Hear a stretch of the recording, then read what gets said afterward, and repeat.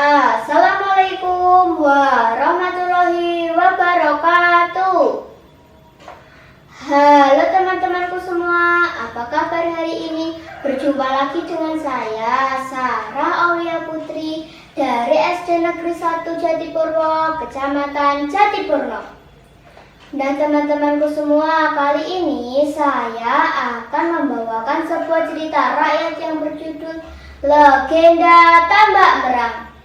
Cerita ini saya ambil dari laman Taman Tembang dan Sastra yang ditulis oleh Parpal Purwanto. Nah teman-temanku semua, begini kisahnya. Suatu ketika terjadi paceklik akibat tanaman padi terserang busuk. Persediaan bahan makanan makin hari makin menipis. Masyarakat mulai resah dan kebingungan mencari makan. Tidak bisa dihindari lagi, tangis kelaparan terdengar di mana-mana. Seorang kiai merasa prihatin atas musibah itu. Ia rela mengumpulkan padi gabuk atau merang dari persawahan milik para petani. Melihat kelakuan yang aneh dari kiai itu, salah satu orang menegurnya. "Bukankah yang kamu kumpulkan itu merang, Kiai?" tanya seseorang kepada Kiai. "Betul," jawab Kiai dengan tenang. "Untuk apa merang-merang itu dikumpulkan?"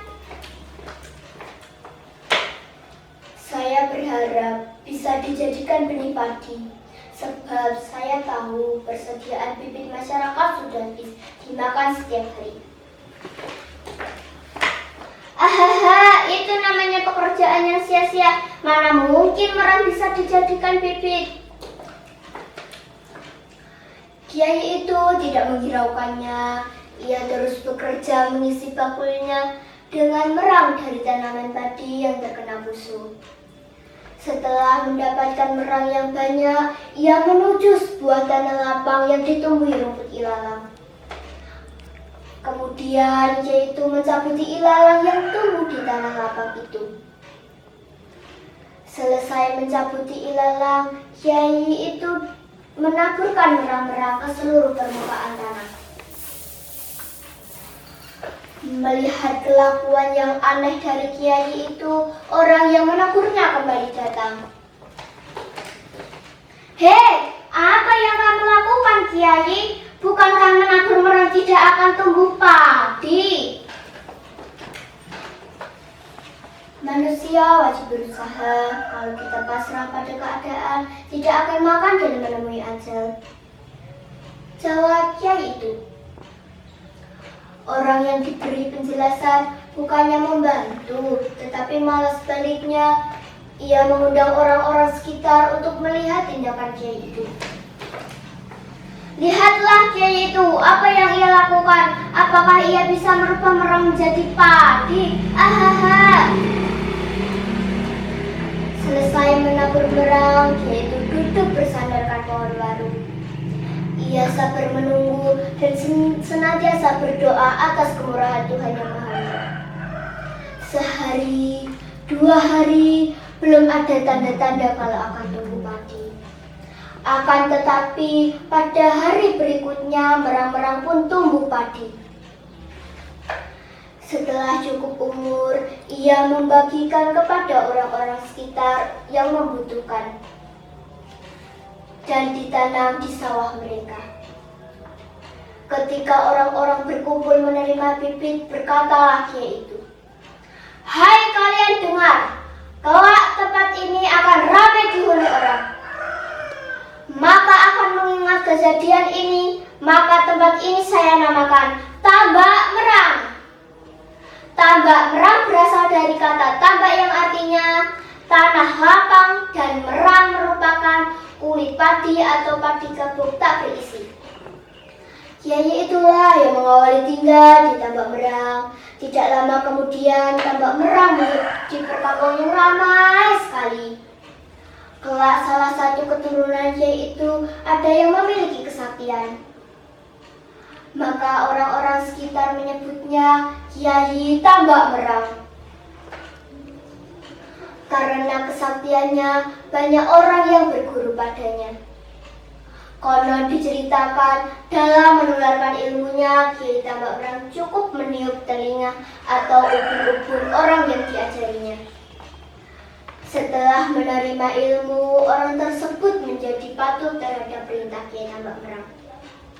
Murid-murid itu akan mengajak seluruh anggota keluarga beserta harta benda yang dimilikinya. Lama-kelamaan, anggota dan anak buahnya banyak sekali. Semua yang sudah berguru padanya tidak akan pulang ke rumahnya. Akan tetapi, mereka membuat tempat tinggal di pekarangan belakang milik Kiai Tambak Merang. Semua kebutuhan sehari-hari sudah dipenuhi. Suatu hari, Kiai Tambak Merang mengutus anak buahnya untuk membuat sebuah lapangan. Setelah jadi, lapangan itu digunakan sebagai tempat gladi keprajuritan. Tujuannya adalah untuk menghalau penjajah Belanda jika sewaktu-waktu datang ke Tambak Merang. Akan tetapi, banyak orang yang resah. Mereka mengira Kiai Tambak Merang akan memberontak. Dikiranya Kiai Tambak Merang akan mendirikan kerajaan sendiri. Atas dasar itu, ada warga yang melapor ke Bupati Wonogiri. Guna meyakinkan laporan warga, Bupati Wonogiri mendatangi Tambak Merang. Kedatangan Bupati Wonogiri beserta prajuritnya akan menangkap Kiai Tambak Merang beserta anak buahnya. Utusan Komuni Belanda telah datang. Untuk itu siapkan teman-temanmu, temui mereka,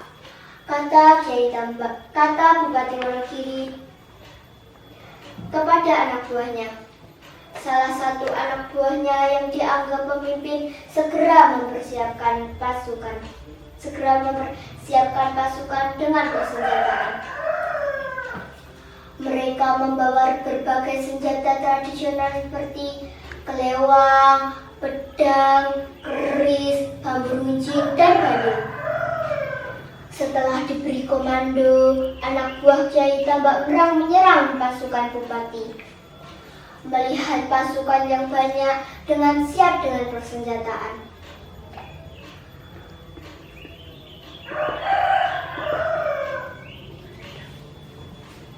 Bupati Wonogiri beserta rombongannya lari tunggang-langgang.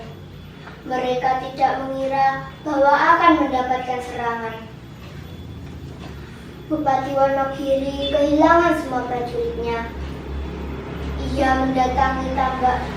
Ia tersesat di Jatiroto sekitar 15 km dari Tambak Merang. Dalam hati, Bupati Wonogiri malu jika harus kalah sebelum bertanding. Oleh karena itu, Bupati Wonogiri mendatangi Tambak Merang. Kedatangan Bupati Wonogiri tanpa prajurit yang menyertainya.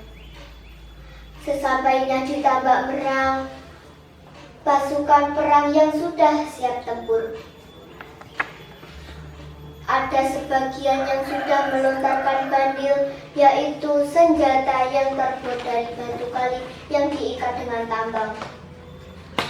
Akan tetapi Bupati Wonogiri tidak gentar menghadapinya. Malahan Bupati Wonogiri berkata dengan suara lantang, "Jika kalian tidak kembali ke rumah masing-masing, ini Bupati Wonogiri, musuhmu." Sambil berkata demikian, Bupati Wonogiri menghunuskan sebuah keris yang diacungkan di atas kepala. Dari keris itu keluarlah cahaya yang sangat mengilau.